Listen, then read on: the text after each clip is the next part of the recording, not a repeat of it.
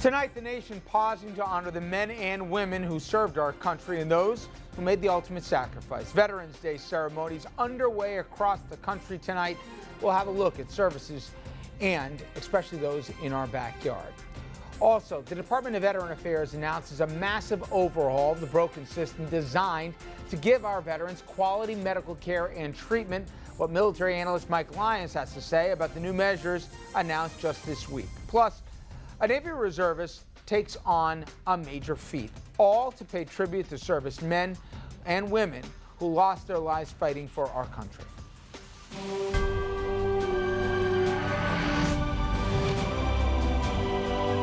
Evening, everybody, and welcome to RFL. I'm Richard French. Thanks so much for joining us. And tonight, we're going to be paying tribute to the men and women in uniform who have served our country. And we've done a lot on this program about the challenges that have faced our military when they come back, and sometimes the challenges and the lack of planning when we send them there. And certainly we've done a lot of Memorial Days honoring the fallen. But what we thought we'd do tonight is recognize the day for what it is and speak certainly to people who not only served our country, but also speak for those that served with them. And we're also going to take you around our region and give you firsthand looks at some of those events that are going on and really some amazing stories as well. But we're going to begin tonight with a look at services, again, coast to coast, honoring those who served. Festive parades. We didn't sign up to, just to put on the uniform and get the pats on the back. We signed up to do our job. And somber ceremonies around the nation today honoring our veterans. Vice President Biden participating in a wreath-laying ceremony at Arlington National Cemetery. There, he singled out what he called the 9/11 generation, the 3.5 million men and women who joined the military after the terror attacks. More than 2.6 million have served in Iraq and Afghanistan. Never before has America asked so much over such a sustained period of an all-volunteer force. The Vice President also singled out the families of America's veterans. We owe you as much as we owe your sons and daughters, your husbands and wives. And tonight, on the National Mall, a star-studded event billed as the Concert for Valor. Several 100,000 people are expected to come out to see Bruce Springsteen, Rihanna, Carrie Underwood, Metallica, and more. About 12,000 seats were set aside for U.S. service members. Concertgoers were arriving all day, taking advantage of the perfect fall weather. I want to come out here and show my support for the veterans, and also it's going to be a great show. Now, after facing death in treacherous conditions abroad, many veterans, they come back home, and as we've known, they face even more obstacles. Up to 20% of troops who served in Iraq or Afghanistan since 2001 have come home reporting PTSD. That number, it may even grow, as it can take years for a veteran to report the condition to a counselor or even become troubled by bad memories. Now, when it comes to education, high school is the highest level of formal education for a lot of vets, and this due in part here to the fact that they can join the military at 18. 92% of veterans who are 25 years of or age or older, they have a high school diploma, while only a quarter of those veterans in that age range have a bachelor's degree. Also, veterans, they make up 12% of America's homeless population. Think about that.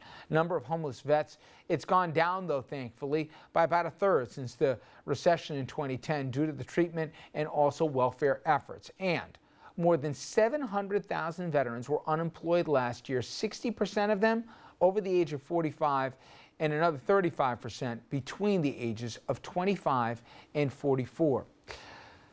Well, Thomas Jones is a retired first sergeant who served in Iraq and Afghanistan. He's currently Verizon's recruiting program manager for the very population we're talking about, service members and military spouses. He's got a lot to say on the issues of veterans and unemployment.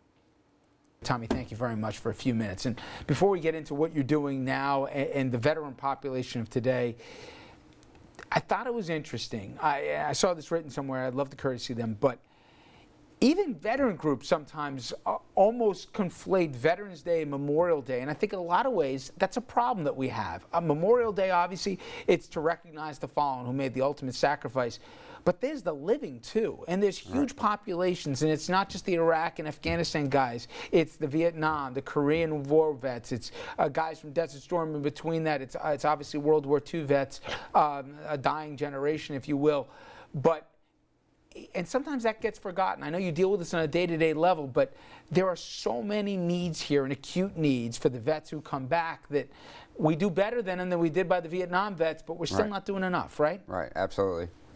Yeah, I mean, and I think what we're receiving now is all because of the Vietnam veterans. So first and foremost, I mean, my Veterans Day thank you goes out to them. They burden the price that we all benefit from now. So it's really important for me to recognize them. The biggest thing that I think veterans transitioning out is we don't understand what their skill sets are in the corporate environment. So that's one of the things that my team is a military recruitment team. We have a representative from each branch of service to include a military spouse, and we just translate their skills.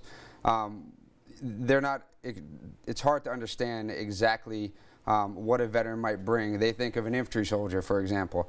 An infantry soldier has a number of different responsibilities besides just pulling a trigger. You know, the logistics that may be involved in it, the discipline, the being present at work when you're supposed to be present at work, and it's just the passion that veterans bring to an organization that you don't see by looking at a resume. So I think. Well, I think it helps, I would imagine, when you're sitting down with a man or woman who just came back, especially if they, like you, were on the ground in Afghanistan or Iraq, and that you can relate to them. Yes.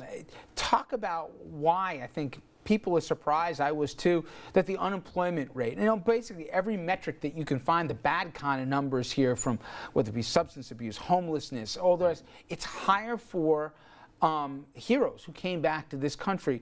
Why do so many have such a hard time making that transition when they come back stateside? Well, one of the problems is we don't like to talk about ourselves. You know, we don't like to say how good we are and how and toot our own horn, so to speak. But in this situation, you have to.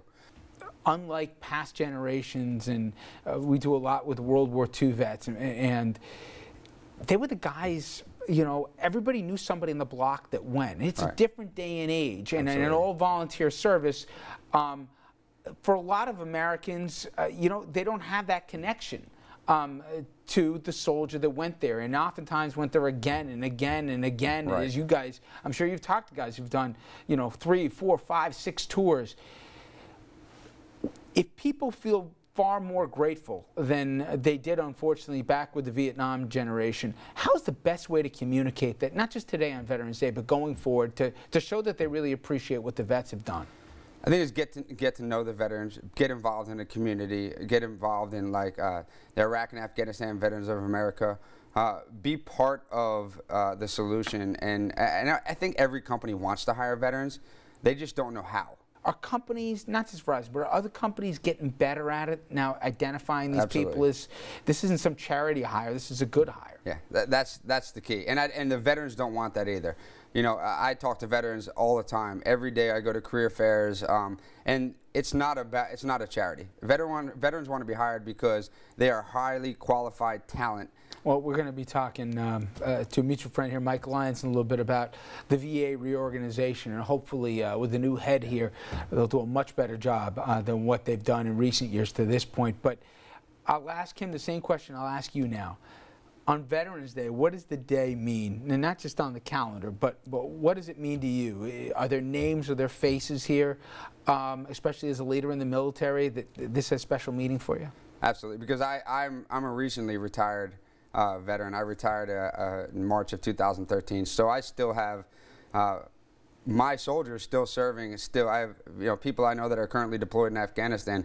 To me, Veterans Day, it's something to be very proud of, and this is the one time a year that I actually wear ribbons and I wear my awards and show my patriotism. I mean, because I'm very, very patriotic, and I'm very proud of my service, and I like to do this because I want other veterans to stand up and do the same thing. Well, I know you're seeing it on a daily basis right now with what you're doing, Tommy, but I certainly appreciate a few minutes. Thank you so much. No, thank you. And we'd like you at home as well to head over to Facebook and Twitter and share your thoughts on Veterans Day. Now, when we come back, we're going to have a look at the new measures, overdue measures, at the Department of Veteran Affairs that we've announced just this week. It's an overhaul to a system, and it gives vets across the country, hopefully, a new start in the quality care that they so desperately need and deserve. We'll be right back with that.